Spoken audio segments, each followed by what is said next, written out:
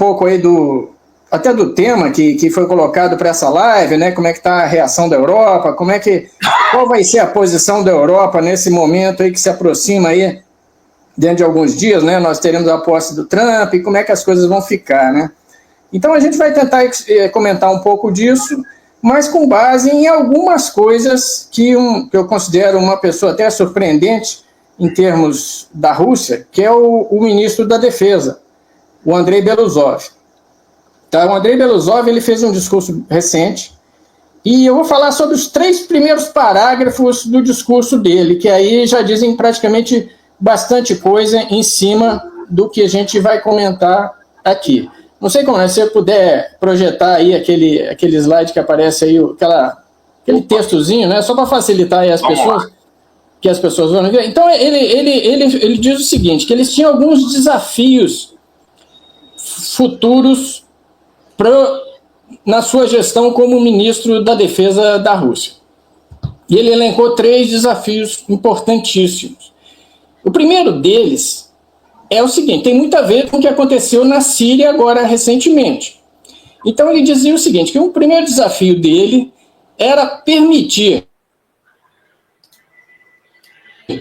que as Forças Armadas russas, a Rússia como um todo, né, fosse capaz de operar em mais de uma frente.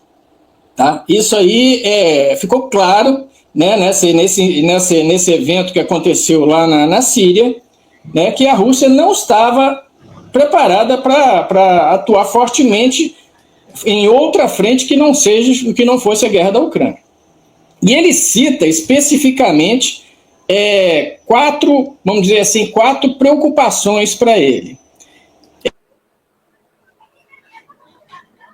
Ele fala em Ásia Central, né? Ele fala em África, ele fala no Cáucaso e ele fala na Transnistria. Transnistria também é alguma coisa que vai ter uma preocupação grande aí por causa da Moldávia, né? Nós estamos vendo aí, a Moldávia faz fronteira, teoricamente faria fronteira com a Ucrânia, mas entre a Moldávia e a Ucrânia existe uma faixa de terra que existem instalações militares da União Soviética, principalmente muitos depósitos de munições da era da União Soviética ainda, que hoje ficaram para a Rússia. Na verdade, essa Transnistria é uma república, que vamos dizer assim, não reconhecida. Tá?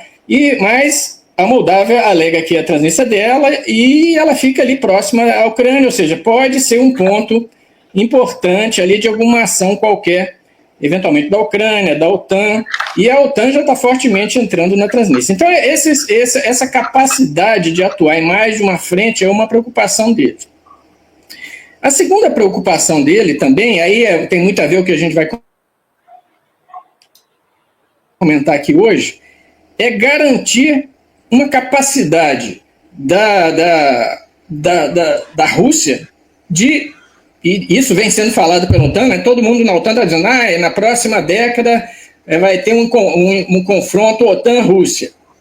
E é justamente isso que ele fala. Então, se isso está no radar, a Rússia tem que estar preparada para esse confronto, de um confronto direto Rússia-OTAN. Então, ele cita isso, né? Que ele cita algumas coisas que dão para ele, como decisor, esse caminho, que foram algumas decisões tomadas na cúpula do OTAN de julho do ano passado, né? E a instalação, por exemplo, de escudos antimísseis que foram instalados na Polônia recentemente, foram instalados na Romênia recentemente. Então, isso é uma outra preocupação que a gente vai explorar aqui depois. E o terceiro fator que ele considera importante é a capacidade, e isso eu sempre falo aqui, eu faço parte de alguns grupos de estudo da parte do Exército Futuro, aqui nosso, do Brasil, e eu falo a questão da tecnologia, né? A questão da tecnologia em termos de inteligência artificial, as tecnologias quânticas. Eu já mostrei aqui em outras oportunidades que eu participei, né? E quem for participar,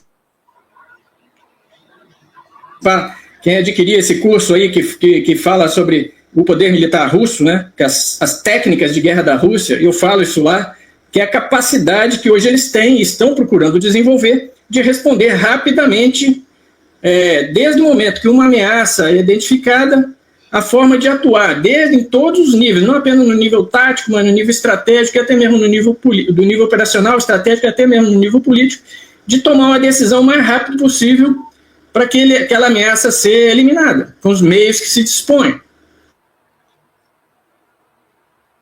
Em cada um dos meios. E para integrar tudo isso, você precisa ter uma rede de comando e controle muito forte, você precisa ter inteligência artificial, você precisa ter uma capacidade de processamento muito rápido das informações, porque isso é um mar de informações. E aí eu costumo falar, isso aí vai desde da webcam de um soldado que está na linha de frente, naquele drone que está filmando alguma coisa, nas mídias sociais estão transmitindo alguma informação, etc. Tudo isso precisa ser decidido muito rápido. E decisões rápidas podem levar a erros grandes. Nós tivemos aí agora realmente um fato que aconteceu essa semana, que foi a derrubada desse avião aí, a queda, o incidente que envolve esse avião da Azerbaijan Airlines. Já se fala, e eu suspeito que ele foi, existem fotos que mostram aí que há indícios que ele recebeu algum tipo de fogo antiaéreo. É uma decisão, pode ser uma decisão errada, pode ter sido uma decisão rápida e errada, né?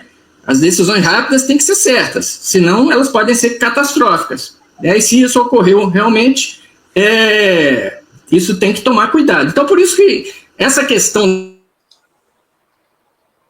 da inteligência artificial, para evitar esse tipo de erro catastrófico, e cada vez mais essas zonas cinzas que a gente vive de conflitos mundiais, tem que ter decisões rápidas, né? Então, quando a gente fala de mandar um Oreshnik, tá, para atingir um determinado alvo, imagine então isso tudo tem que ter um cuidado muito grande, né? Outro dia nós tivemos, por exemplo, alguns mísseis que eventualmente atingiram provocaram algum dano em embaixadas da OTAN. Então, assim, isso era desejado ou isso não foi desejado? Então, se você a capacidade humana de tomar determinadas decisões, de utilizar melhor possível os dados que se dispõem para que realmente aquela ação militar seja absolutamente precisa e efetiva, tá? Só com apoio da inteligência artificial. Tá? Então, esses 3 pontos que ele falou são muito importantes.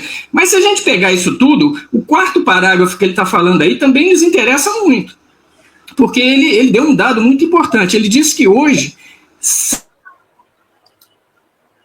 6,3% do PIB da Rússia é empregado nas Forças Armadas Russas. Isso equivale a mais de 32% do orçamento federal russo. Isso é muito alto, muito alto. Então, assim, como é que ele vai fazer essas 3 coisas aí que ele está falando sem estourar ainda mais esse orçamento? Tá? Porque qualquer país que se preza, ele tem outras prioridades, tem que dar habitação, no caso da Rússia, ela está conquistando novos territórios, precisa reconstruir cidades. A gente tem notado, assim, por exemplo, nesses últimos tempos, que aquilo que aconteceu em Mariupol, aquilo que aconteceu em Bakhmut, não está acontecendo mais. A Rússia não está mais fazendo terra arrasada em cidades, porque se a Rússia vai conquistar aquela cidade, ela vai ter que reconstruir aqui. Tá? E esse orçamento aí vai ter que pagar, esse dinheiro vai ter que sair de algum lugar. Então, assim, essa fala do ministro Belousov, eu achei que foi muito, muito importante.